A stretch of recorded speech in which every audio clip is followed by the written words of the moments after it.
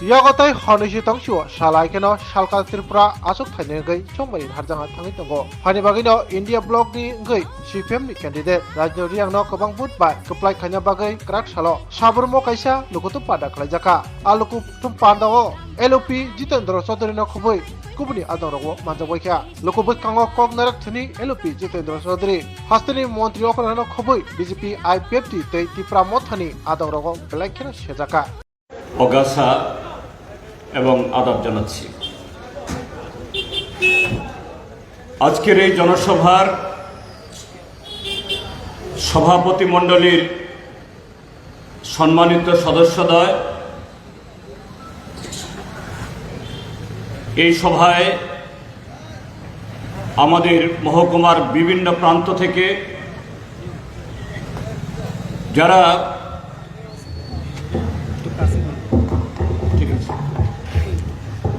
নানা প্রতিবন্ধকতা পেরিয়ে এখানে সভাকে সফল করার জন্য এসেছেন সমস্ত বন্ধুরা, মায়েরা এবং বোনেরা, সাবরুম শহরের সুধী নাগরিকবৃন্দ, পথচারী, দোকানি এবং ঘর থেকেও যারা আমাদের গলার আওয়াজ শুনছেন, আমি সমস্ত বন্ধুদের এবারের এই অতি গুরুত্বপূর্ণ নির্বাচনে আমাদের যে প্রার্থী হয়েছেন শ্রী রাজেন্দ্র কুমার রিয়াং, তার পক্ষ থেকে এবং আপনাদের সকলকে শুভেচ্ছা ও অভিনন্দন জানাচ্ছি। ইতিমধ্যেই এবারের ভোট যুদ্ধ শুরু হয়েছে। 7 দফা ভোটের মধ্যে 1 দফা ভোট গত 19 তারিখে হয়েছে। আগামী 26 তারিখে দ্বিতীয় দফার ভোট হবে। বিগত 1-1.5 মাসে আমাদের রাজ্য সহ সারা দেশেই এবারের নির্বাচনে কি প্রেক্ষিতে নির্বাচন হচ্ছে এই সম্পর্কে ইতিমধ্যেই বহু আলোচনা, বিশ্লেষণ, এমনকি ঘরে ঘরে আমরা সংগঠিত করছি। এই আলোচনাতে গোটা প্রচারে দেশের মানুষের সামনে কি পরিলক্ষিত হয়েছে, যা বিগত 17টা নির্বাচনে কখনো যেটা হয়নি। প্রথমত হলো এবারের নির্বাচন শুধুমাত্র গত 17টা নির্বাচনের মতো আরেকটা নির্বাচন না। গত 17টা নির্বাচনের যত গুরুত্ব, তার সব মিলিয়ে তার চেয়ে বেশি গুরুত্ব এই নির্বাচনে দেশের সংখ্যাগরিষ্ঠ মানুষ, দেশপ্রেমিক মানুষ, গণতন্ত্রপ্রিয় মানুষ, আত্মসম্মান বোধ সম্পন্ন মানুষ, দেশের খেটে খাওয়া শ্রমজীবী অংশের মানুষ, তারা যদি তাদের অধিকারটাকে সুরক্ষিত না রাখতে পারে, তাহলে দেশে 19তম নির্বাচন আর হবে না। শুধু লোকসভা না, কোন নির্বাচনেই হবে না। কেন কথাগুলি আমাদের বলতে হচ্ছে, কেন কথাগুলি আজকে আমাদের শুনতে হচ্ছে, কেন মানুষের কাছে এই উপলব্ধি ক্রমশ আরো জোরদার ভাবে, ভয়ঙ্কর ভাবে উপস্থিত হচ্ছে, তার জন্য আমাদের দূরের দিকে তাকাতে হবে না। দেশের অন্য প্রান্তের উদাহরণ উপস্থিত করতে হবে না। এই প্রক্রিয়া তো ত্রিপুরাজ্যের মধ্যে শুরু হয়েই গেছে। ভারতীয় জনতা পার্টি একদলীয় শাসন ব্যবস্থা, একনায়তন্ত্র, স্বৈরাচারী ব্যবস্থা এই ত্রিপুরাজ্যের মধ্যে তো কায়েম শুরু করে দিয়েছে। নির্বাচন চলাকালীন সময়েতে নির্বাচনী বিধি আছে বলে সরাসরি মুখ্যমন্ত্রী বা এলাকার নেতাদের তাদের নিয়ন্ত্রণ এই নির্বাচনকালীন সময়েতে নেই বলে নির্বাচন ঘোষণা হওয়ার পর আমরা ওই মাধবনগর থেকে বৈষ্ণবপুর, ওই সাতবাড়ি থেকে রতনমণি, সাবরুম শহর, মনুবাজার, হরিণা, বনকর, সুনাই আমরা মিটিং করতে পারি। কিন্তু যখন নির্বাচন কমিশনের এই বিধি যখন থাকবে না, আবার মানিক সাহার কর্তৃত্ব আর তাদের যারা বসংবদ্ধের কর্তৃত্ব, যারা এমনকি নির্বাচিত না, তাদের হুকুমে থানাকে উঠতে হয়, বসতে হয়। তাদের হুকুমে ডিএম সাহেব, বিডিও সাহেব, পিডব্লিউডি ইঞ্জিনিয়ার, পঞ্চায়েত সেক্রেটারি, বাজার কমিটির সভাপতি, সম্পাদক, ওই হাসপাতালের ডাক্তার, তারাই ঠিক করে দেন কোন চোরকে ছাড়তে হবে, কোন চোরকে মালা পরাতে হবে। তারাই ঠিক করে দেন যে কাকে সরকারের কোন সুযোগ, তার যোগ্যতা না থাকলেও একে পাইয়ে দিতে হবে। এটাই আইন, এটাই কানুন, এটাই বিজেপির রাষ্ট্রবাদ, এটাই ভারতীয় জনতা পার্টি রামের নামকে কলুষিত করে তাদের রাম রাজ্যের তাদের কল্পনা সারা দেশের মধ্যে আগামী দিন একেবারে লিখিত পরিতভাবে এই রাজত্ব কায়েম করতে চায়। কাজী বন্ধুরা, এই নির্বাচন ভারতীয় জনতা পার্টি দেশব্যাপী সারা দেশের মধ্যে গত 10 বছরে বহু কিছু ধ্বংস করেছে, শেষ করেছে, খতম করার চেষ্টা করছে। এখনো তার অবশিষ্ট রয়েছে। এই অবশিষ্টকে ধরে রেখে কিভাবে গণতন্ত্র আবার মাথা তুলে দাঁড়াতে পারে। গণতন্ত্র মানে আলাদা কোনো বস্তু না। গণতন্ত্র কি?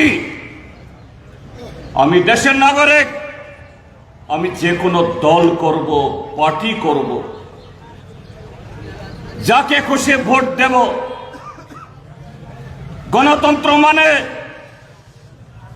আমি যাকে ভালোবাসি, সমর্থন করে তার নামে যেমন জয়ধ্বনি দেব। আমার যদি কারো ভালো না লাগে, আমার চোখের সামনে যদি কেউ অন্যায় করে, অপরাধ করে, চুরি করে, তার বিরুদ্ধে আঙ্গুল তুলে কথা বলবো, চিৎকার দিয়ে কথা বলবো। রাষ্ট্রের একজন নাগরিক হিসাবে আমি কোন জাতির, কোন ধর্মের, কোন ভাষাভাষী, আমি নারী কি পুরুষ, আমি গ্রামের কি শহরের, এতে কোনো এসে যায় না। রাষ্ট্র আমার এই অধিকার ভোগ করার জন্য আমার পাশে থাকবে। রাষ্ট্র মানে কারা? রাষ্ট্র মানে পুলিশ, পল্টন, রাষ্ট্র মানে হাকিম, হুকুম, রাষ্ট্র মানে প্রশাসন। বিজেপির জমানায় সেই রাষ্ট্র আজকে মেরুদণ্ডহীন করে রেখেছে তাদেরকে। বিজেপির জমানায় আজকে শাসক দলের পদলেহনকারী করে রেখেছে সেই জায়গাতে। বিজেপির জমানায় আজকে সেই সংবিধান ভারতবর্ষের মধ্যে এটাকে প্রায় অচ্ছদ, এটাকে আরো দুর্বল করার পরিকল্পনা জাতীয় ক্ষেত্রে এবং সমস্ত ক্ষেত্রে বিজেপি আজকে পরিকল্পনা করছে।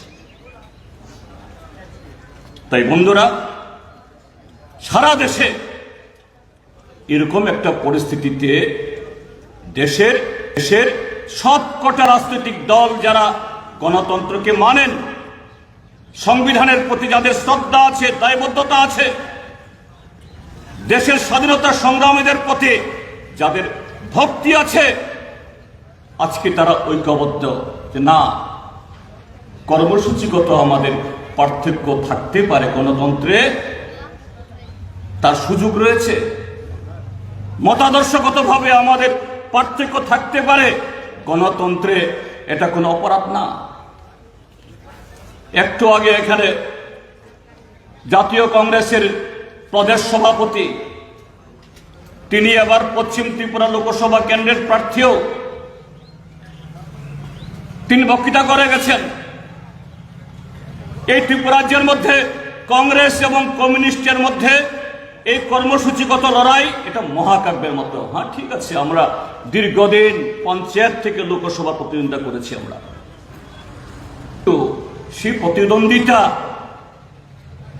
সংবিধানকে অস্বীকার করা, আইনকে বেমালুম খতম করা, পঞ্চায়েত মানব না, বিধানসভা মানব না, লোকসভা মানব না, নির্বাচিত হয়ে আসা কোন প্রতিনিধি তাকে সম্মান দেব না, এটা হয়নি। এই সাবরুম বিভাগে ত্রিপুরাজ্যে যখন বামপন্থী ফ্রন্ট সরকার ছিল, সাবরুম নগর পঞ্চায়েতে কংগ্রেস দল তারা জিতেছে। চেয়ারম্যানের নাম কি জানি, শান্তিপ্রিয় ভৌমিক। বিধায়ক আমাদের প্রয়াতা, আমাদের কমরেড রীতাকর মজুমদার। এই সাবরুম শহর উন্নয়নে, সাবরুমের মেলার মাঠে যখন মেলা হয়, এখানে আমরা বহু চেষ্টা করে যখন আন্তর্জাতিক দুয়ার খোলার জন্য আজকের এই যে ৩২ সেতু এগুলো স্থাপনে শুধুমাত্র আনুষ্ঠানিকভাবে সরকারিভাবে ভারত সরকারের মাধ্যমে বাংলাদেশ সরকারের কাছে প্রস্তাব পাঠানো না, তার বাইরেও বাংলাদেশের জনগণের সাথে আমাদের সম্পর্ক স্থাপন করে সাংস্কৃতিক আদান প্রদান, খেলাধুলার আদান প্রদান, বাণিজ্যের আদান প্রদানের মাধ্যমে একটা পরিবেশ তৈরি করা, চাপ সৃষ্টি করা, দুই দেশের সরকারের তার সম্মতি আদায় করার জন্য আমরা চেষ্টা করি। শান্তিপ্রিয় ভৌমিককে বাদ দিয়ে নয়, এটা ব্যক্তি শান্তিপ্রিয়কে না, কেননা এটা নগর পঞ্চায়েতের নির্বাচিত প্রতিনিধি শান্তিপ্রিয় ভৌমিক, তাকে জনগণ ভোট দিয়েছেন, তিনি কংগ্রেসের নেতা বলে নয়। কিন্তু আজকে কি হচ্ছে? আজকে গেল নির্বাচনে বহু চেষ্টা করেও তাদের দলের সর্বোচ্চ নেতা তাকে আনিয়ে এই সাবরুম থেকে দ্বিতীয় সুশাসন যাত্রা, সাবরুমের মেলার মাঠ বা হায়ার সেকেন্ডারি স্কুলের মাঠ তারা ছোট মনে করলেন যে না, এই মাঠে লোক আসবে না, এত লোক আসবে, তাদের সুশাসনে সারা সাবরুমের মানুষ ভেঙে পড়বে, সাবরুম দেখার জন্য সারা ত্রিপুরা রাজ্যের মানুষ আসবে, কারণ তাদের স্বরাষ্ট্রমন্ত্রী, তাদের সবচেয়ে বড় নেতা মোটাবাইকে আনবেন তারা, অমিত শাহ। সরকারি টাকা খরচ করে, লাখো লাখো টাকা খরচ করে সাবরুম কলেজ থেকে সে যাত্রা শুরু করানো হলো। বলা হলো বামফ্রন্ট শূন্য, বঙ্গোপসাগরে উড়িয়ে দেব। বামফ্রন্টের 7 জন যেখান থেকে তার প্রতিনিধিত্ব করুক, এদের জামানত জব্দ করে দেব। হলো না। তারপরে বহু চেষ্টা করা হলো, জিততে পারলেন না। মনুবাজারেও সেভাবে দেখলে জিততে পারেননি। ত্রিপুরা মাথায় শিকারে বড় প্রাণা দাঁড়ালে পরে মনুবাজারেও হারত বিজেপি, জুলাইবারেও হারত বিজেপি, রাজনগর এখানে আমাদের সুদন দাস বক্তৃতা করে গেছেন, তার কেন্দ্রেও হারত বিজেপি, সারা রাজ্যের মধ্যে হারত। এখানে বামফ্রন্টের প্রতিনিধি, সিপিআইএম এর প্রার্থী তিনি জিতেছেন, তিনি বিধায়ক। ঘটনাচক্রে আজকে ত্রিপুরা বিধানসভার বিরোধী দল নেতা, বিরোধী দল নেতা মানে হলো বিধানসভাতে অধ্যক্ষের পর এক প্রান্তে মুখ্যমন্ত্রী হলেন লিডার অফ দ্য হাউস, আর আরেক প্রান্তে বিরোধী দল নেতা হলেন লিডার অফ দ্য অপোজিশন। পদমর্যাদার দিক থেকে প্রায় সমান সমান বা প্রথম বা দ্বিতীয় বলতে পারেন। কিন্তু গত 1 বছর এখানে ইন্টিগ্রেটেড চেকপোস্ট, এখানে মৈত্রী সেতু, এখানে কৃষি দপ্তরের বড় প্রজেক্ট বা অন্য কিছু হচ্ছে, এখানকার নির্বাচিত প্রতিনিধি তিনি নিমন্ত্রণই পান না। এটা কি জিতেন্দ্র চৌধুরীর, তাকে শুধু অপমান করা? এটা তো সংবিধানকে অপমান করা, গণতন্ত্রকে অপমান করা, সাবরুমবাসীকে অপমান করা। আর সেই জায়গায় নির্বাচিত প্রতিনিধি, লিডার অফ অপোজিশন বা এলাকার বিধায়ক, ন্যূনতম তার কাছে সৌজন্য স্বরূপ যখন একটা আমন্ত্রণ পত্র দেওয়া হয় না, সেখানে উদ্বোধকের পরে সেই এলাকার প্রতিনিধি, তারই স্থান থাকার কথা। এই জায়গাতে সংবিধান বহির্ভূত, অনির্বাচিত, জনগণ দ্বারা বর্জিত, বর্ষিত, জনগণ দ্বারা অনুপযুক্ত হিসাবে চিহ্নিত এরকম ব্যক্তিরা দিনে এবং রাতে কালো চশমা দিয়ে বসে থাকেন। হ্যাঁ, ঠিক আছে, আমরা দেখি আমাদের যে সিকিউরিটিদের মধ্যে কেউ কেউ যারা সাংঘাতিকভাবে এরকম কোনো ঘটনা ঘটলে পরে তারাও কালো চশমা পরেন, গগলস পরেন। আমি জিজ্ঞেস করি, ভাই কালো চশমা দাও কি লিগে? কই স্যার, আপনাদের নিরাপত্তার জন্য আমরা কালো চশমা দিয়ে দেখি, কারণ আমি কোন দিকে তাকাই, কেউ যদি ক্ষতি করতে আসে তারা দেখতে পায় না, আমি কিন্তু তারা দেখি, এই জন্য কালো চশমা লাগাই। এখন এইরকম কিছু সংবিধান বহির্ভূত লোক কালো চশমা দিয়ে নির্লজ্জ বেহেয়ার মতো গিয়ে প্রতিদিন পিডব্লিউডি অফিসে গিয়ে বসে থাকেন, পঞ্চায়েত সমিতির অফিসে গিয়ে বসে থাকেন, জেলা পরিষদের মিটিংয়ে বসে থাকেন, থানায় গিয়ে বসে থাকেন। কেন কালো চশমা? কারণ এরাই হলো অপরাধী ব্যাপারে, আমার চোখ যেন কেউ না দেখে। কারণ তার চোখ তো হলো চুরি করার জন্য, সব জায়গা থেকে তার কমিশন পেতে হবে। আজকে সাবরুমের প্রতিটি লোক জানে, আনারসের বাগান হোক বা হাসপাতাল তৈরি করা বা ইন্টিগ্রেটেড চেকপোস্ট বা কোথাও ফেন্সিং বা কোথাও কোনো রাস্তা হচ্ছে, কোথাও পুকুর হচ্ছে, সব জায়গা থেকে কমিশন চাই, খামলানো চাই। এই হলো ভারতীয় জনতা পার্টি।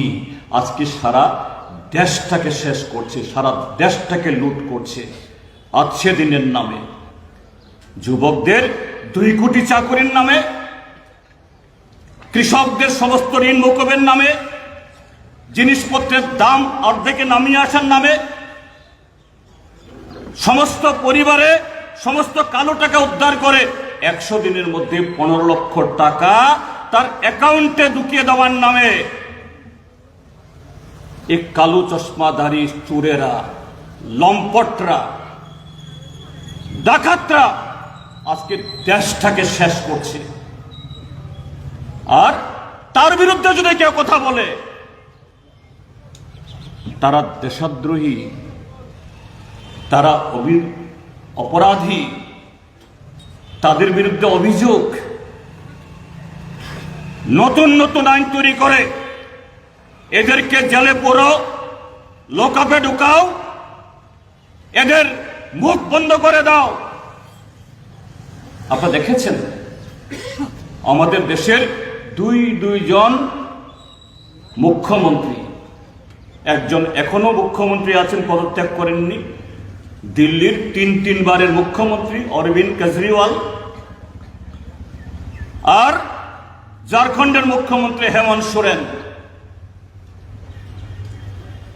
তাদেরকে ঠিক নির্বাচনের প্রাক্কালে জেলে ঢুকানো হয়েছে। তাদের কি দোষ? তারা এই ইন্ডিয়া মঞ্চ তৈরি করার ক্ষেত্রেতে ভূয়সী ভূমিকা নিয়েছে। বিজেপিকে হটানোর জন্য, দেশ থেকে স্বৈরাচার, ভ্রষ্টাচার, সন্ত্রাস এবং সংবিধান রক্ষার জন্য সারা দেশের মানুষকে ঐক্যবদ্ধ করতে চেয়েছেন। কাজে তাদেরকে জেলে ঢোকাও, নির্বাচনের আগে তাদের তার প্রচার চেতনা করতে পারে তার ব্যবস্থা করো। কি সাফাই গাইছেন নরেন্দ্র মোদী সাহেব এবং অমিত শাহরা? আইনের পথে চলবে, খুব ভালো কথা, এগুলি সবাই বলে, নতুন কথা না। যদি তাই হয়ে থাকে অরবিন্দ কেজরিওয়াল, হেমন্ত সোরেনের বিরুদ্ধে শুধুমাত্র অভিযোগ, একটা প্রমাণ এখনো পুলিশ জোগাড় করতে পারে, একটা সাক্ষী মিথ্যা হলফনামা দিলেও সেরকম ভাবে তথ্যনিষ্ঠ কোনো প্রমাণ উপস্থিত করতে পারেনি। কিন্তু তোমরা যারা বলছো আইনের পথে চলবে, আজকে নির্বাচনী বন্ড, ইলেকটোরাল বন্ড, হাজার হাজার কোটি টাকা সুপ্রিম কোর্ট কে বলছে? জিতেন চৌধুরী, আশিস সাহা বলছে না, দেশের আমজনতা শুধু বলছে না, কে বলছে? ভারতবর্ষের সর্বোচ্চ আদালতের যিনি চিফ জাস্টিস, তার নেতৃত্বে 5 জনের বেঞ্চ বলছে এই আইন বেআইনি, অসাংবিধানিক, এই আইন বাতিল। তার মানে হলো এই আইনে যে টাকা তোলা সব কালো টাকা, চুরি। সুপ্রিম কোর্ট বলেছে কারা এই টাকা দিয়েছে, কাদের পকেটে টাকা গেছে, তথ্য বের করো। নরেন্দ্র মোদী, অমিত শাহরা বহু চেষ্টা করেছে ভারতীয় স্টেট ব্যাংককে যে না এই তথ্য দিও না, তথ্য দিলে পরে যে আমরা যে চুরি করেছি, ডাকাতি করেছি, হুজ্জুতি করেছি, ধরা পড়ে যাব। সুপ্রিম কোর্টে গিয়ে উকিলদের দিয়ে কোন রকম চেষ্টা করেছেন, 3টা মাস স্থগিত রেখে নির্বাচন শেষ হয়ে গেলে পরে প্রকাশ্য সুপ্রিম কোর্ট মানলেন না, বলছে না দিতে হবে, দেওয়া হলো। কি দেখা গেল? বহু কোম্পানিকে টাকা দিতে বাধ্য করেছে। হিন্দিতে একটা কথা আছে, দান্দা লো চান্দা দো দান্দা লো, অর্থাৎ তুমি টাকা দাও আর দান্দা লো। দান্দা মানে হলো কন্ট্রাক্টারি। এখানে যেমন এই কালো চশমাদারীরা এই সাবরুমে, ওই পিডব্লিউডি অফিসে সিন্ডিকেট, নেগোসিয়েশন পার্টি, বেকার যুবকরা যে সমস্ত কন্ট্রাক্টর সে কাজ করে না, আমি তাদেরকে দোষারোপ করব না। কাজ নেই, কর্ম নেই, স্বাভাবিক ঠিকাদারি কাজ করে যদি 2 পয়সা ইনকাম হয়, সে পয়সায় সংসার চালাবে, সে পয়সায় নিজের সংসারকে সুন্দর করবে। কিন্তু আজকে বিজেপি জমানা হওয়ার পর কি চান্দা দো দান্দা লো, এই চান্দাকে ওই কালো চশমাদারির কাছে 11%, 13%, 14% আজকে ত্রিপুরা রাজ্যের মধ্যে সর্বত্র চালু হয়ে গেছে। আগে তাদের পকেটে টাকা দাও বা অন্যভাবে সেই তাদের এখানে জমা করো, এরপরে তুমি ব্রিজ করো, রাস্তা করো, জলের উৎস করো। কি চলছে এগুলো? তাহলে আজকে বিজেপির এই চাঁদা তোলা সুপ্রিম কোর্ট দ্বারা প্রমাণিত, তার অপরাধী। তাহলে শুধু অভিযোগের কারণে যদি কেজরিওয়াল গ্রেপ্তার হয়, এখন তো সুপ্রিম কোর্ট দ্বারা প্রমাণিত হওয়ার পর কেন বিজেপির নেতাদেরকে গ্রেপ্তার করা হবে না? সেই টাকায় তারা যে হেলিকপ্টার চড়ে, সেই টাকায় এরা বড় বড় পার্টি অফিস তৈরি করে, সেই টাকায় বড় বড় ফ্ল্যাগ ফেস্টুন ছাপায়, এগুলো বাতিল করা হবে না কেন? সেই টাকায় প্রায় কোটি টাকা খরচ করে সেদিন 17 তারিখে আগরতলাতে নরেন্দ্র মোদীকে সভা করেছে। কেন তার বিরুদ্ধে সিবিআই লাগবে না, তদন্ত হবে না? এই জন্য বন্ধুগণ, যে গণতন্ত্রকে হত্যা করা, সংবিধানকে হত্যা করা ইতিমধ্যে ত্রিপুরার যে শুরু হয়েছে, সারা দেশে টিম টিম করে বেঁচে আছে। এবার দেশের মানুষের শপথ, সে গণতন্ত্র সুরক্ষিত করতে হবে। কিন্তু গণতন্ত্র বাঁচানোর সাথে সাথে দেশকে যেভাবে তলনার দিকে নিয়ে গেছে এগিয়ে নিয়ে যেতে হবে। তাহলে কর্মসূচি দরকার। সেই জায়গায় মোদী সাহেবরা আবার এসে বলছেন আমরা গ্যারান্টি দিচ্ছি। নরেন্দ্র মোদীর গ্যারান্টি মানে তো হলো সব ফেকো গ্যারান্টি, সমস্ত গ্যারান্টি ফেল। বেকারদের চাকরি হয়নি, কৃষকদের ঋণ মকুব হয়নি, জিনিসপত্রের দাম কমেনি, 15 লক্ষ টাকা জমা হয়নি। এই ত্রিপুরা রাজ্যের মধ্যেও ভীষণ ডকুমেন্টের 299টা প্রতিশ্রুতি একটাও কার্যকরী হয়নি, কার্যকরী করার চেষ্টাও নেই। আইপিএফটিকে বলেছিল ত্রিপুরা লেন হবে 6 মাস পরে, হয়নি। তো কিসের গ্যারান্টি গুলো? এই গ্যারান্টি মানে হলো নিজের মাথা নিজে বাড়ি দেওয়া, এই গ্যারান্টি মানে হলো হুচট খাওয়া, এই গ্যারান্টি মানে হলো কুয়ায় চাপ দেওয়া, এই গ্যারান্টি মানে হলো আত্মহত্যার দিকে দেশকে নিজেকে ঠেলে দেওয়া। কিন্তু বন্ধুরা, আমরা বলছি কংগ্রেস এবং কমিউনিস্ট 27টা দলের জোট বা ইন্ডিয়া মঞ্চ হলে পরে আমরা ত্রিপুরা রাজ্যের মানুষ এরকম অনেক পার্টির নাম আমরা জানি না, তাদের কাজকর্ম সম্পর্কে আমাদের ধ্যান ধারণা স্বাভাবিকভাবেই সে তেমন থাকার কথা না। কিন্তু কমিউনিস্ট এবং কংগ্রেস যদি ঐক্যবদ্ধ হয়, ভারতবর্ষে এরকম কোন গণতান্ত্রিক সরকারের পেছনে যদি কমিউনিস্টের সমর্থন থাকে, সেই গ্যারান্টি শুধু গ্যারান্টি থাকে না, সেই গ্যারান্টি তার প্রতিশ্রুতি ছাপিয়ে একটা যুগান্তকারী ঘটনা ঘটাতে পারে। সালে যে ইউপিএ সরকার তৈরি হয়েছে, সেই ইউপিএ সরকার 100 দিনের কাজের অধিকার দিয়েছে। সেই ইউপিএ সরকার বন অধিকার আইনে এই দেশের লাখো লাখো ট্রাইবেল পরিবারকে বনের অধিকার দিয়েছে। ত্রিপুরাজ্যে 12 লক্ষ কানি জমি ট্রাইবেলদের হাতে গেছে, যে জমিতে রাবার চাষ করার মধ্য দিয়ে ত্রিপুরাজ্যের অর্থনীতি আজকে অন্য জায়গায়। যারা আগে দুমুঠো খেতে পারে না, তাদের ছেলে মেয়েরা টাইকুট পরে ইংলিশ মিডিয়াম স্কুলে, প্রাইভেট স্কুলে পড়ে, সরকারি স্কুলের বাংলা স্কুল ছেড়ে। সেই গ্যারান্টি ফুড সিকিউরিটি অ্যাক্ট। আজকে নরেন্দ্র মোদী সরকার বলে হাম 81 करोड़ आबादी को हम मुफ्त में चाल खिलाता है। আরে যে মোদী সরকার, তুমি আমার রেগার টাকা দাও না, রেগার মজুরি দাও না, 200 দিনের গ্যারান্টি, 50 দিনের কাজ দাও না, এই ত্রিপুরাজ্যের 7 লক্ষ চাকরি দেওয়ার কথা, সেখানে বামফ্রন্ট সরকার যত চাকরি ফেলে গিয়েছিল এখন প্রায় অর্ধেকে নেমে এসেছে। তুমি ত্রিপুরাজ্যের কর্মচারীদের বলেছিলে দ্বিগুণ আড়াই গুণ বেতন হবে, এখন তাদের অর্ধেক দিয়ে দেওয়া হয় না। কিসের গ্যারান্টি? কিসের দেশের মানুষকে বিনা পয়সায় চাল খাওয়ানো তোমার প্রতিশ্রুতি?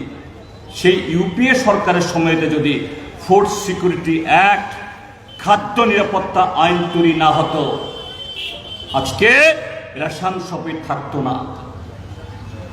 তো এই জায়গায় দাঁড়িয়ে আমরা ত্রিপুরাজ্যের মানুষ, এই নির্বাচন আমাদের কাছে সারা দেশের নেতৃত্ব বটে, এই ত্রিপুরাজ্যের মধ্যে আরো বেশি গুরুত্বপূর্ণ। কেননা গত 6 বছর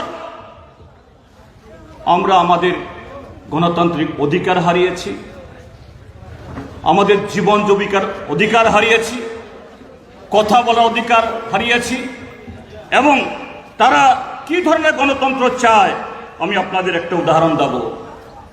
এই যে গত 19 তারিখে পশ্চিম ত্রিপুরাতে ভোট হয়েছে, যেখানে জনগণ রুখতে পারেনি,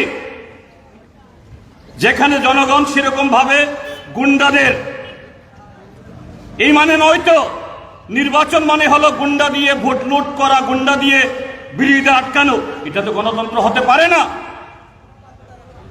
তো এরকম কিছু জায়গাতে এই গুন্ডারা যেখানে সমস্ত ভোট করেছে কয়েকজন মন্ত্রীর নেতৃত্বে, আমি বলবো আপনারা, আমি ইতিমধ্যেই ইলেকশন কমিশনের কাছে আমরা নালিশ জানিয়েছি।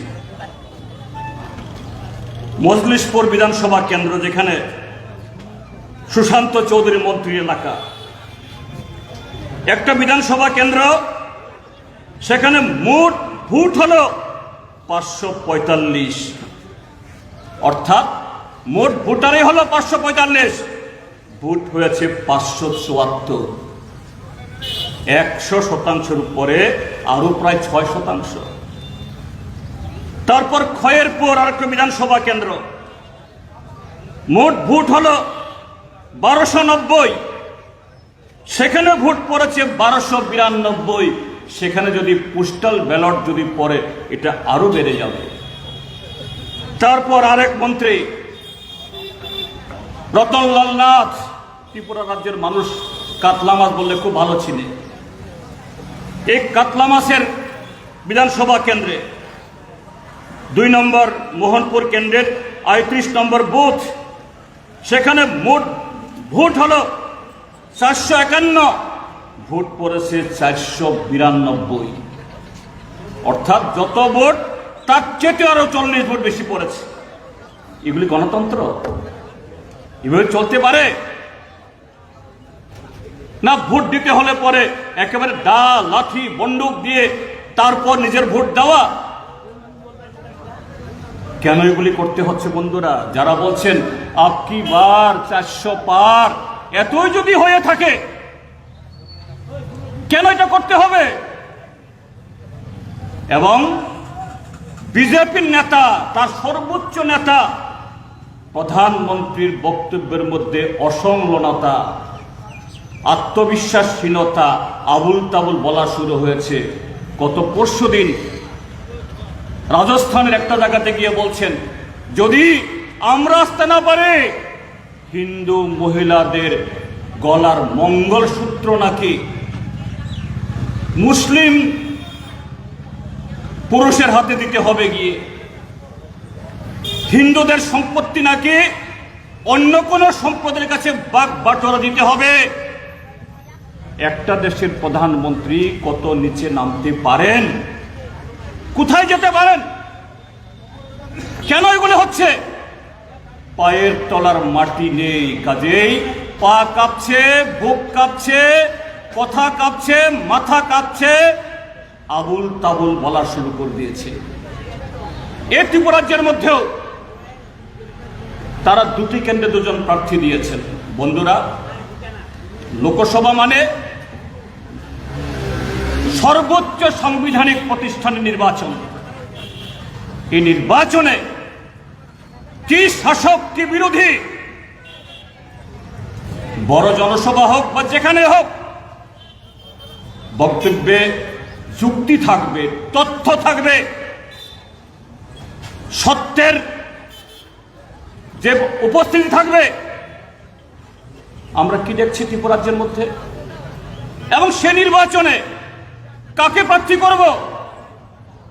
যিনি ভারতবর্ষের 543 জনের মধ্যে একজন হবেন, যে দলেরই হোক, সেই দলের সবচেয়ে পরীক্ষিত, সবচেয়ে বেশি অভিজ্ঞ, জনগণের প্রতি দায়বদ্ধ, সেভাবে মানুষের কাছে গ্রহণযোগ্য, তাকেই তো আপনি প্রার্থী করবেন। ত্রিপুরার যে প্রার্থী কাকে করেছে? পশ্চিম ত্রিপুরা কেন্দ্রের প্রার্থী হল বিপ্লব কুমার দেব। তিনি কে? বিজেপি আসার পর প্রথম 4 বছরের মুখ্যমন্ত্রী ছিলেন। তিনি 4 বছরের মাথায় দুদিন আগে এখানে গিয়ে বলছেন, আগামী 25 বছর কি বিজেপি দলের বা অন্য দলের কেউ যেন মুখ্যমন্ত্রীর চেয়ারের দিকে না তাকান, আমি থাকবো এখানে 2047 অব্দি। আমি যদি কোন রকমে ছেড়ে দিই তখন কেউ আসতে পারে। এত বড় অহংকার।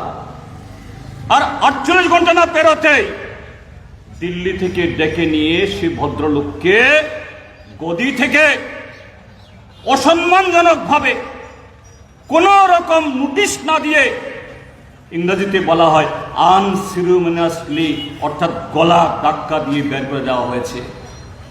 নিশ্চয়ই কোনো গুরুতর অপরাধ না করলে বা অযোগ্যতা প্রদর্শন না করলে এটা হতে পারে না। এখন বিজেপি দলের কোনো সভাপতি বা কোনো স্তরের নেতাকে যদি তারা সরিয়ে দেন, আমাদের কোনো আপত্তি নেই। কিন্তু বিপ্লব কুমার দেব ছিলেন রাজ্যের মুখ্যমন্ত্রী, সাংবিধানিক পদ, পাবলিক পোস্ট। সেই পোস্ট থেকে বিজেপি দলও যদি কাউকে নামায়, তার কারণ তো জানানো দরকার জনগণকে, এমনকি দলের লোককে। কেউ জেনেছেন? সাবরুমের বিজেপি সমর্থকদের জিজ্ঞেস করি, কেউ জেনেছেন? কারো কাছে প্রকাশ করা হয়নি তার গুরুতর অপরাধটা কি, তার অযোগ্যতাটা কি, কেন তাকে অপসারণ করা হয়েছে।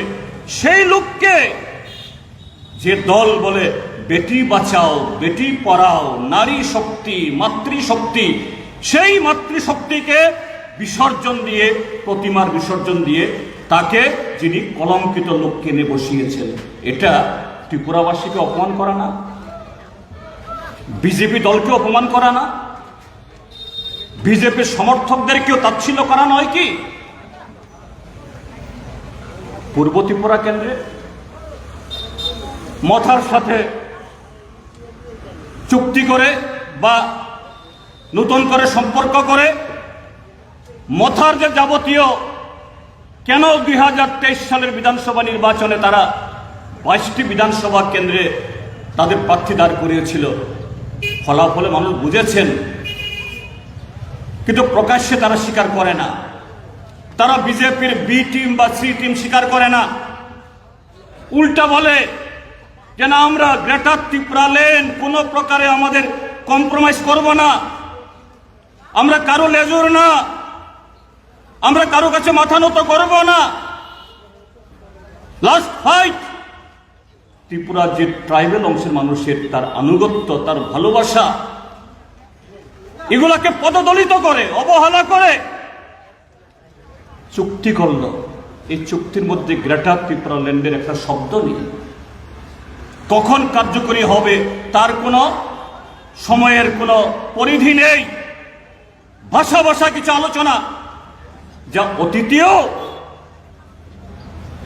টিএনবির সময়েতে, এনএলএফটির সময়েতে, আইপিএফটির সাথে চুক্তি করে কেন্দ্রীয় সরকার কিভাবে খেলাপ করেছে। এই বিজেপি সরকার ওই নাগাল্যান্ডে, মণিপুরে কি করছে আমাদের চোখের সামনে। কিন্তু এই নির্বাচনে তারা করল আসল চুক্তি কি দেখা গেল, যে মথার যিনি প্রতিষ্ঠাতা তার বোনকে প্রার্থী করতে হবে। যে মথা বলে আইডেন্টিটি, টিপ্রাসা, থানসা, ককবরক,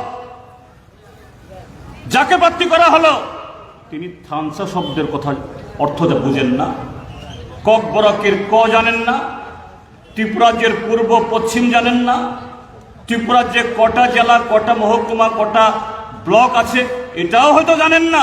জানার কথাও নয়, বেচারি কোনো দোষ না। তাকে প্রার্থী করা হলো, বলে মথার লোক, চিহ্ন বিজেপি। কিন্তু বলবো এই ক্ষেত্রে তো নৈতিকতা থাকা দরকার। ত্রিপুরার যে কি আর শিক্ষিত কোনো লোক নেই মথার ভিতরে বা বিজেপির ভেতরে। আর এই বেচারি, আমি আবারও বলছি, ব্যক্তিগতভাবে কাউকে সমালোচনা করি না, কিন্তু ঘটনা আমাদেরকে বলতে বাধ্য করে। এই বেচারি 2018 ইংরেজিতে ছত্তিশগড় একটা ভোটে দাঁড়িয়েছেন, সেখানে বলেছেন আমি 1992 ইংরেজিতে 10ম ক্লাস অব্দি পড়েছি লরেটো ইংলিশ মিডিয়াম স্কুলে, যেটা আইসিএসসি বোর্ড দ্বারা পরিচালিত। আর 4 বছর মাথায় এসে বলছেন আমি মেঘালয়া সেকেন্ডারি বোর্ড অফ এক্সামের আমি পাস করেছি। তাহলে কোনটা? 18 ইংরেজিতে বলছো তুমি, 1992 ইংরেজি তুমি 10 ক্লাস, আর 2024 এসে বলছো 1990 ইংরেজিতে তুমি 12 ক্লাস পড়েছো। এফিডেভিট। এখানে অসত্য কথা বলা মানেটা কি? তার নমিনেশন বাতিল হয়। আপনারা দেখেছেন গুজরাটে এই বিজেপি সরকারের যেখানে সবচেয়ে দাপট, সেখানে একজন কংগ্রেসের প্রার্থী, তার নাকি যিনি প্রস্তাবকরা ছিলেন তার সই বলে মিলেনি। প্রস্তাবককে বলছেন আমরা সই করেছি, বলছেন না, বাতিল হয়ে গেল। আসামে একজন নির্দল প্রার্থী, দুবারের এমপি, তিনিও নাকি সেরকম কোন একটা তথ্য বল দিয়েছেন, বাতিল হয়ে গেল। কিন্তু কৃতি দেবী সিং এর এফিডেভিট বাতিল হলো না। তার মানে তাহলে আমাদের আগামী দিন কোর্টে যেতে হবে। রাজনৈতিক লড়াইয়ে যদি পরাজিত না করা যায়, কোর্টে যাব আমরা। কিন্তু তার চেয়ে বড় কথা হলো একটা নির্বাচনে দাঁড়িয়ে যে সত্য কথা ত্রিপুরাজ্যের মানুষের সামনে বলতে পারলেন না, বলালেন না, এতে এই ত্রিপুরাজ্যের নির্বাচক মণ্ডলীকে, ত্রিপুরাবাসীকে অপমান করা হলো নাকি? ত্রিপুরাজ্যে গণতন্ত্র পুনরুদ্ধার করার জন্য। আর বিগত 10 বছর এই ভারতীয় জনতা পার্টির হাতে এই দেশের মানুষের উপরে যাবতীয় অপমান, যাবতীয় বঞ্চনা এবং আমাদের অধিকার কেড়ে নেওয়ার, তার মুখ্যম জবাব দেওয়ার এই লোকসভা নির্বাচন আমাদের দেশের ভোটারদের সামনে একটা অন্যতম একটা সুযোগ। তা কাজে লাগাতে হবে এবং সেটা কাজে লাগিয়ে আমরা চাই দিল্লিতে একটা নতুন সরকার। এবং আজকে সামনে বলা যাচ্ছে আগামী জুন 4 তারিখের পরে দেশে নতুন সরকার আসছে।